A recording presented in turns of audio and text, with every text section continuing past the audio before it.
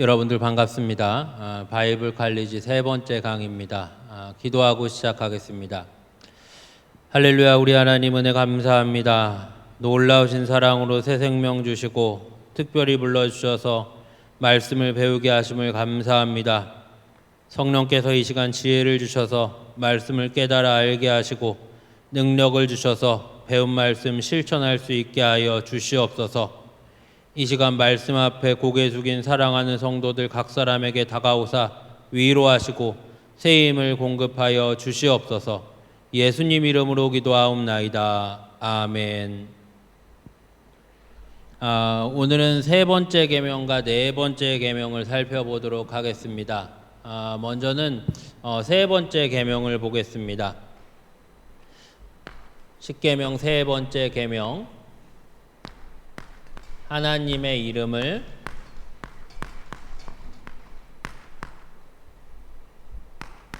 망령되게 부르지 마라.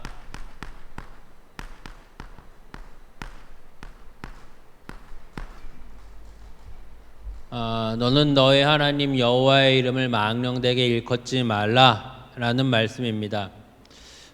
우리가 상계명을 살펴볼 때 이게 핵심적인 내용이 될 텐데 먼저 이름의 의미에 대해서 생각을 해보겠습니다.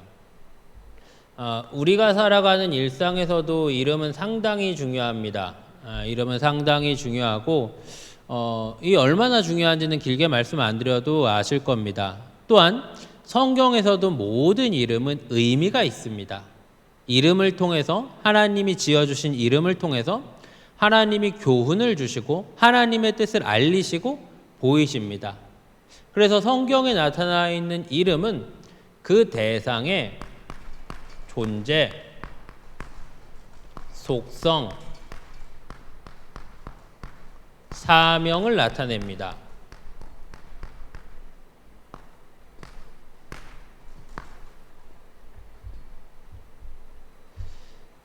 하나님의 사람들의 이름들은 그 이름을 통해서 그 사람의 존재, 그 사람의 사명, 속성을 나타냈습니다.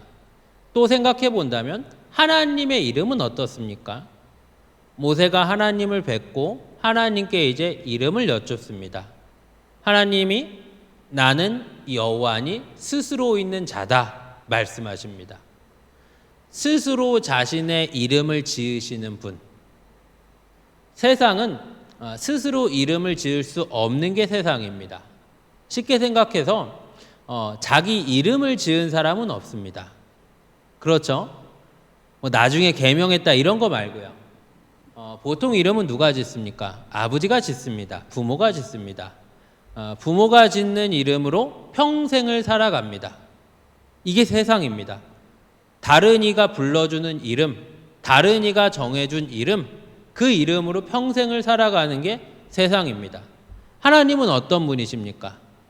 하나님의 능력은, 하나님의 방법은, 하나님의 뜻하심은 세상에 갇히지 않으신다는 겁니다. 세상에 갇히지 않으시고 하나님은 스스로의 이름을 지으셔서 자기 자신을 우리에게 나타내십니다. 그런데 3계명에서는 하나님의 이름을 망령되게 일컬으면 안 된다라고 말합니다. 그럼 우리가 쉽게 생각할 때 나는 하나님의 이름을 망령되게 안 부르니까 괜찮겠지 하고 상계명을 쉽게 넘어가는 경향이 있습니다. 제가 지난 시간에 말씀드렸듯이 우리가 지난 시간에 말씀드렸죠. 십계명을 우리가 언뜻 보면 소극적으로 보이고 좀 부정적으로 보인다라고 말씀드린 게 특히 이 3계명을 보시면 더 그러실 겁니다. 하나님의 이름을 망령되게만 안 부르면 되는 건가?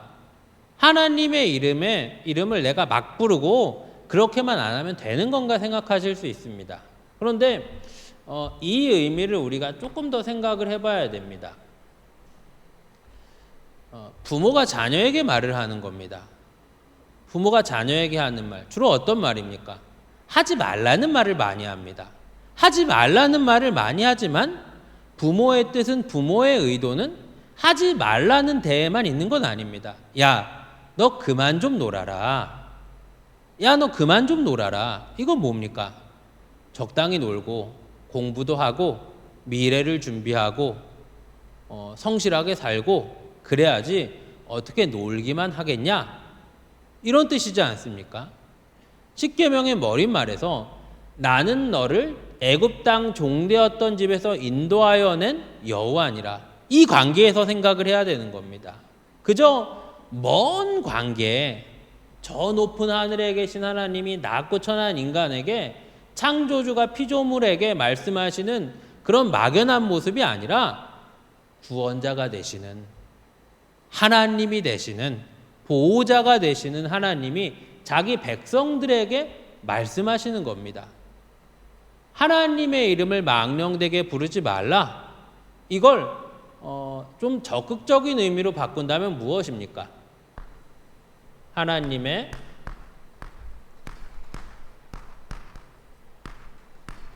이름을 무엇이겠습니까? 우리가 예배 때마다 주기도문을 할 때 하늘에 계신 우리 아버지여 이름이 거룩히 여김을 받으시오며 하나님의 이름을 거룩히 하라는 겁니다. 하나님의 이름을 하나님의 이름에 합당하게 하나님의 이름에 걸맞게 거룩히 높여드리라는 겁니다. 이게 바로 3계명에 담겨있는 우리 하나님의 뜻이고 3계명에 담겨있는 하나님의 명령입니다. 그러면 망령되게 일컫지 않는 것에서 더 나아가서 하나님의 이름을 거룩히 여기는 것, 하나님의 이름을 하나님의 이름에 합당한 영광과 존귀와 찬송을 드리는 것은 무엇입니까? 하나님의 이름을 거룩히 여기는 것, 하나님의 이름을 거룩히 높이는 것, 크게는 두 가지입니다. 첫째는 무엇입니까? 예배입니다.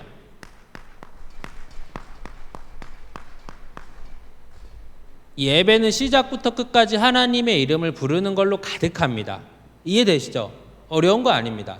예배 시작할 때 성부, 성자, 성령, 성삼위 하나님의 이름을 부릅니다. 예배 마칠 때 어떻습니까? 성부, 성자, 성령, 성삼위 하나님의 이름으로 기도합니다. 중간중간에도 하나님의 이름을 부릅니다. 예배는 하나님의 이름을 부르는 가장 대표적인 행위입니다. 두 번째는 무엇입니까? 하나님의 이름으로 살아가는 성도의 일상입니다.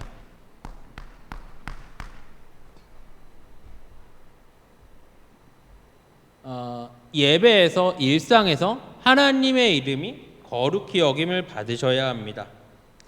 우리가 십계명을 볼 때 십계명을 예배의 관점으로 본다면 이렇습니다. 예배의 관점으로 본다면 1계명은 예배 대상입니다.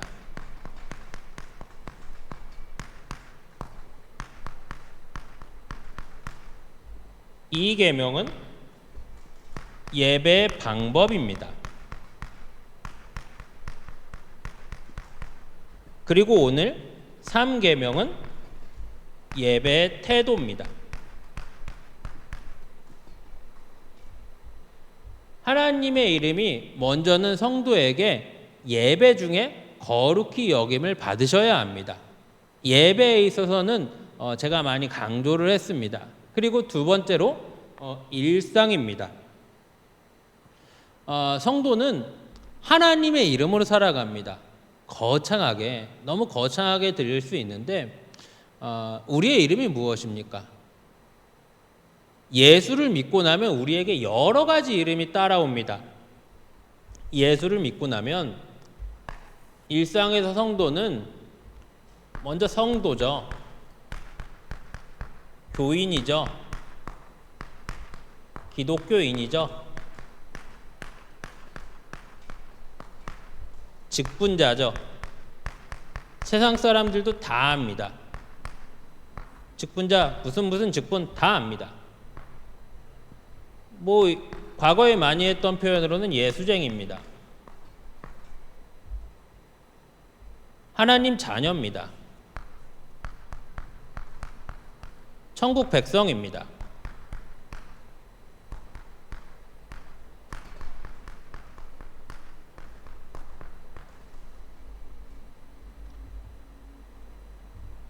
일상에서 우리는 누가 뭐라고 해도 하나님의 이름으로 살아가는 겁니다. 세상에서 우리를 봤을 때 우리는 예수쟁이고 우리는 기독교인이고 우리는 성도가 됩니다. 그런데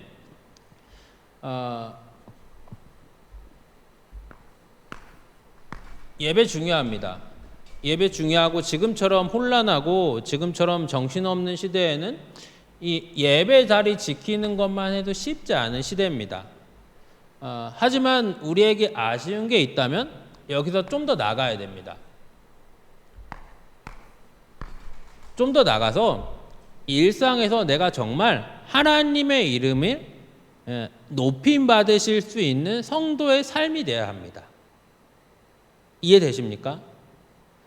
지금 그 교회가 세상에서 지나치게 많이 운운되고 있습니다. 물론 뭐 교회에 아쉬운 면도 있고 시대적인 면도 있고 또 성경에 나와 있는 대로 우리가 고난을 받아야 되는 것도 있고 여러 가지 이유가 있을 겁니다. 그런데 분명한 건 뭐냐? 우리가 잘못해서 욕먹는 일은 없어야 됩니다. 이해되시죠? 바로 이해되실 겁니다. 교회가 예수쟁이가 예수 믿는 사람들이 우리가 잘못해서 욕먹는 일은 없어야 됩니다. 오해받은 거 그거 빼고 전도하다가 욕먹는 거 그거 빼고 사람들이 잘 모르고 그냥 군중 심리로 욕하는 거 그거 빼고 우리가 잘못해서 욕먹는 일은 없어야 됩니다. 우리는 빛이 되고 소금이 되어야 합니다. 하나님의 이름이 거룩히 여김을 받는 것 예배 중에 정말 구분되고 정성스럽게 하나님 앞에 예배하고 더 나가서 예수 이름으로 살아가는 우리가 하나님 자녀로 살아가는 우리가 정말로 하나님의 이름이 높임 받으실 수 있게 세상 가운데 빛으로 다가가고 소금으로 다가가고 다름으로 다가가야 됩니다. 그게 바로 3계명 여호와의 이름을 망령되게 일컫지 말라의 계명의 정신이 되고 본질이 됩니다. 자, 교재 20쪽입니다. 마태복음 5장 33절부터 37절까지 말씀인데 1번, 2번, 3번 문제 보시면 맹세에 대해서 어떻게 말하고 있습니까? 맹세하지 말라고 말하고 있습니다. 하지 마라, 하지 마라, 하지 마라 라고 말하고 있고 21쪽에 보시면 하나님의 이름으로 맹세하지 말아야 하는 가장 큰 이유는 무엇입니까? 나와 있는데 4번, 5번, 6번의 답이 되실 겁니다.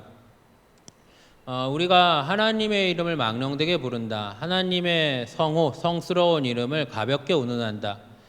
어느 정도 이 신앙의 뭐랄까요 연조와 또 기본적인 교양과 인격이 있으면 그러지 않습니다. 그런데 우리가 쉽게 빠지는 게 뭐냐면 하나님이 계시고 내가 있는데 하나님은 놀라우신 은혜와 사랑을 우리에게 내려주시고 우리에게 다가와 주셔서 죄를 씻어주셔서 우리를 하나님의 자녀로 삼아 주셨습니다. 너무나 크고 놀라운 사랑을 받았는데 우리가 하나님의 거룩한 이름, 하나님의 성호를 망령되게 만드는 것 중에 하나는 뭐냐면 이 계명이랑 비슷한데 하나님을 우리의 필요, 목적, 수단, 방법 이런 것들로만 치부해서 하나님이 정말 내게 베풀어 주신 그 한량없는 은혜와 사랑은 찾아볼 수가 없고 어떤 사건에서 어떤 목적에서 내가 하나님을 나랑 연결을 시키는데 이런 걸로만 연결을 시키는 겁니다. 그래서 내가 당장에 하나님의 이름을 망령되게 부르는 건 아니지만 어떻게 가냐? 이런 겁니다. 하나님, 이번에 이 건 꼭 해결해 주셔야 됩니다. 세상 사람들이 내가 집 산 거 다 아는데 내가 집 산 거 다 아는데 내가 나 잘 되자고 이러는 겁니까? 하나님 도와주셔야 됩니다. 이번에 하나님이 도와주셔야 나도 잘 되고 하나님도 잘 되고, 내가 잘 되면 또 내가 가만히 있겠습니까?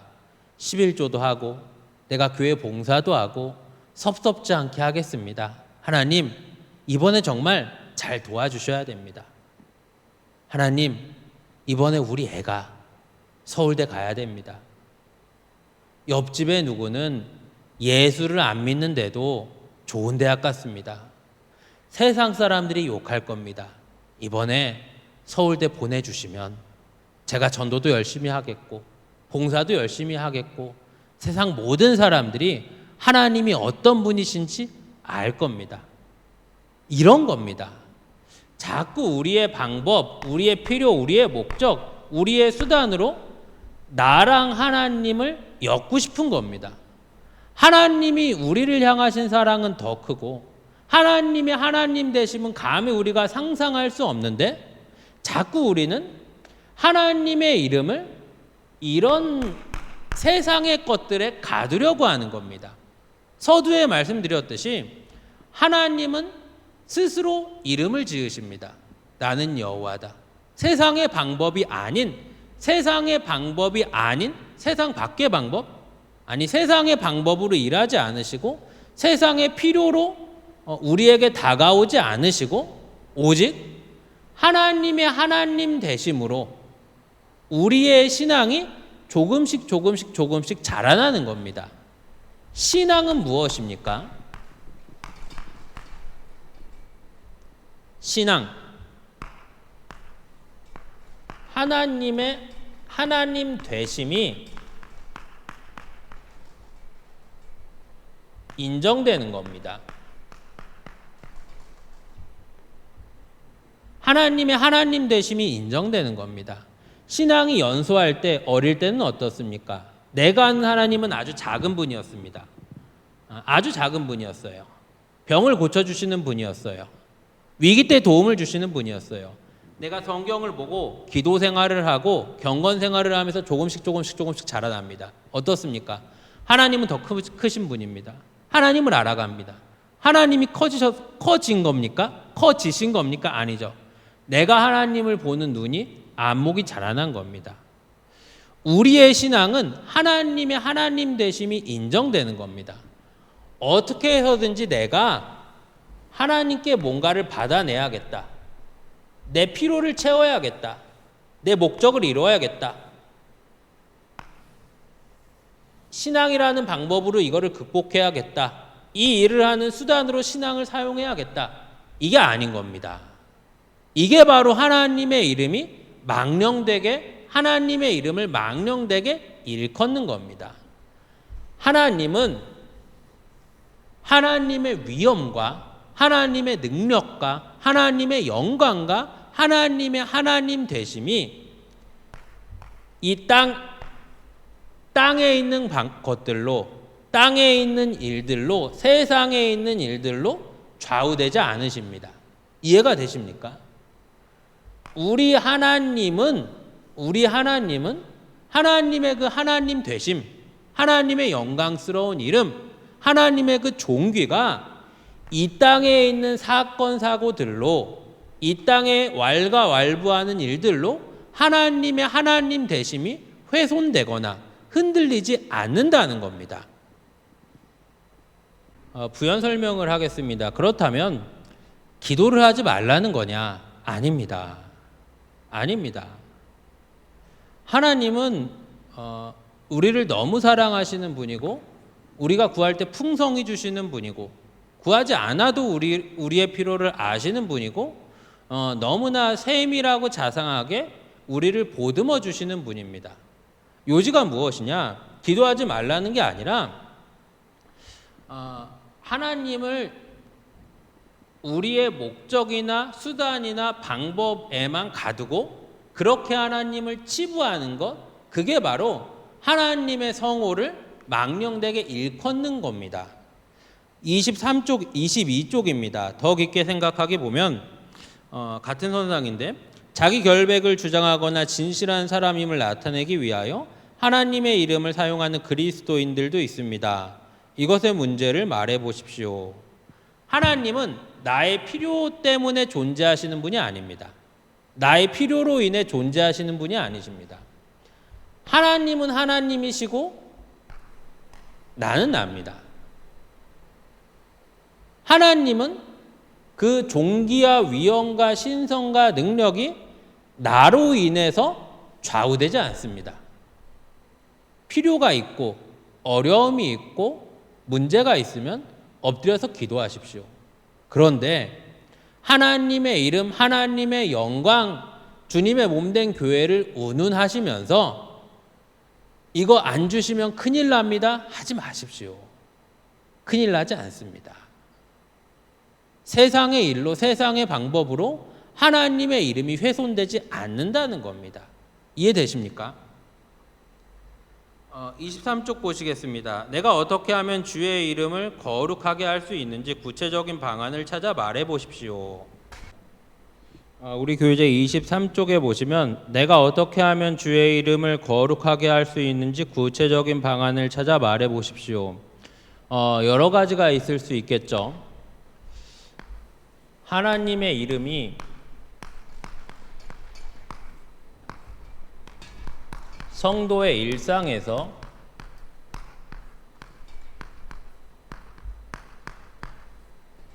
어떻게 거룩하게 드러날 수 있는지, 말씀드렸지만 거룩은 구분됨, 다름이라고 말씀을 드렸습니다. 여러 가지가 있을 수 있겠죠. 이건 좀 구체적인 적용인데, 제가 대표적으로 지금 시대에 뽑는 건 이런 겁니다. 넉넉함입니다. 비슷한 말로 아량, 여유,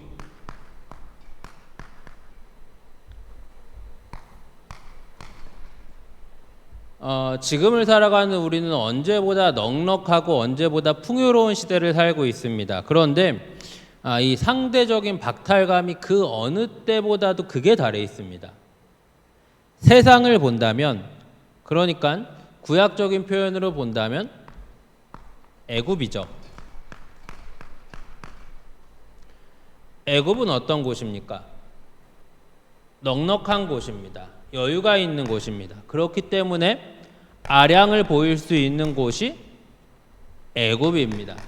하지만 사람들의 모습을 본다면 어떻습니까? 세상의 모습을 본다면 어떻습니까? 충분히 넉넉한데, 충분히 아량을 부릴 수 있고 충분히 여유가 있는데 넉넉합니까?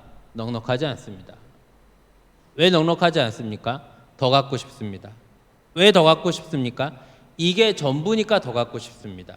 이걸로 자신을 드러내고 싶어 하니까 더 갖고 싶습니다. 이해되십니까? 이 세상이 전부이고 내가 가진 소유, 내가 가진 실력, 내가 가진 어떤 성과, 업적, 이걸로 날 드러내려면 더 가져야 됩니다. 상대방을 밟고 올라가야 됩니다. 이게 바로 애굽이 추구하는 넉넉함입니다. 이게 바로 세상이 추구하는 넉넉함입니다. 그러나 가나안은 어떻습니까? 시대적으로 본다면 가나안은 넉넉하지도 않은 땅이고 여유를 부릴 수도 없는 땅입니다. 젖과 꿀이 흐르는 땅이라고 말했지만 가나안의 젖과 꿀이 흐르는 가나안이 젖과 꿀이 흐르는 땅인 이유는 하나님이 함께 하시는 곳이기 때문에 젖과 꿀이 흐르는 겁니다.